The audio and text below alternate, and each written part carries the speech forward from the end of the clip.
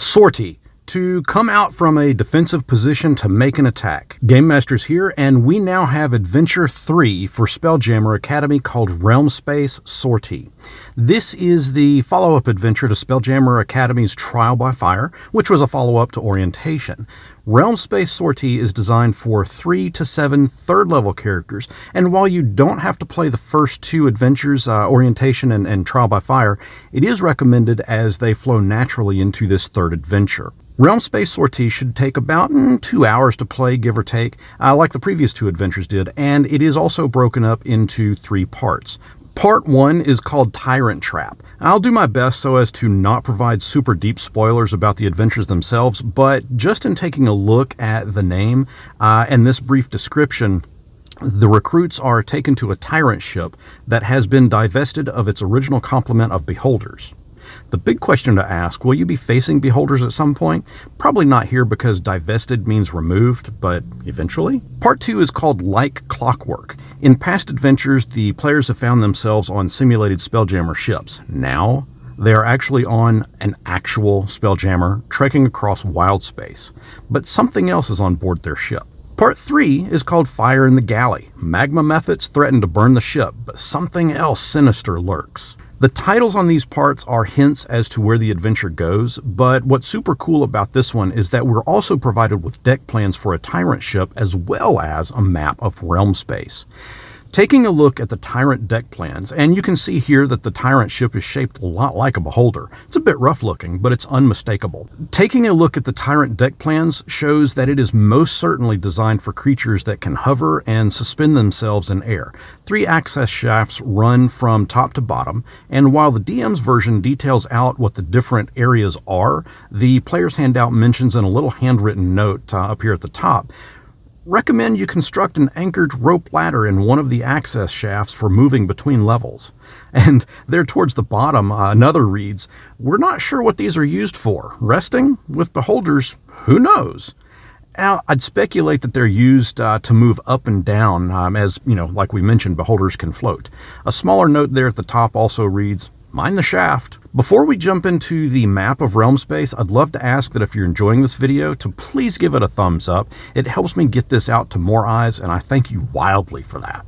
Now, the map of realm space, and this is super cool. We have the sun, bonus points if you can name it, the planet Anadia.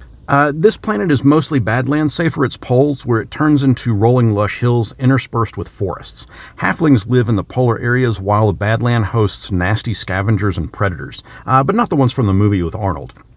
Although this is D&D, so maybe they could be. Collier is the next planet in realm space, a gas giant. It is said that it has water and rock islands that move around in its buffeting winds, which are inhabited by Aarakocra, dragons, and lizard folk. It is said that the lizard folk are accustomed to trade with spacefaring folk. Toril.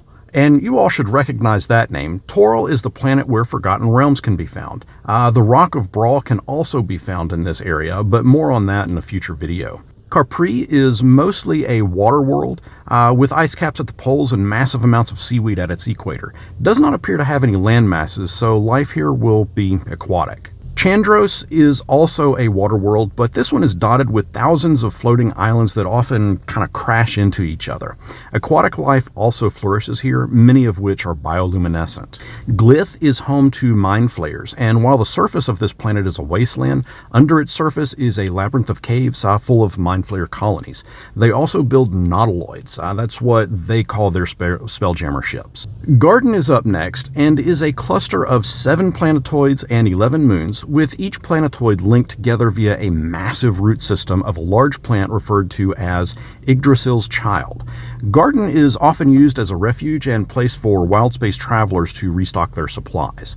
Then we have Hecatha, a disc-shaped world with a massive mountain known as Spindle jutting up from its center. You're going to find beholders here for certain, and this may very well be a main location that would be found in the 4th and final chapter of Spelljammer Academy, which should be released next week. Spelljammer has always been my favorite setting because it combines fantasy adventure with a touch of science fiction, but also allows me as a dungeon master to connect a variety of settings together other than using the old trope of a portal opens up before you. I love seeing the deck plans in this one for the Tyrant ship, and the map of Realmspace is wicked cool. If you want to stay on the up and up with new Spelljammer material as we find it, be sure to subscribe and check out this playlist. As we add more videos, this is where you're going to find them. What are you most looking forward to in Spelljammer? Monster stat blocks, ship deck plans, environment settings, all of it. Let me know in the comments below, and until next our paths cross, may you not fall into a Tyrant ship's access shaft.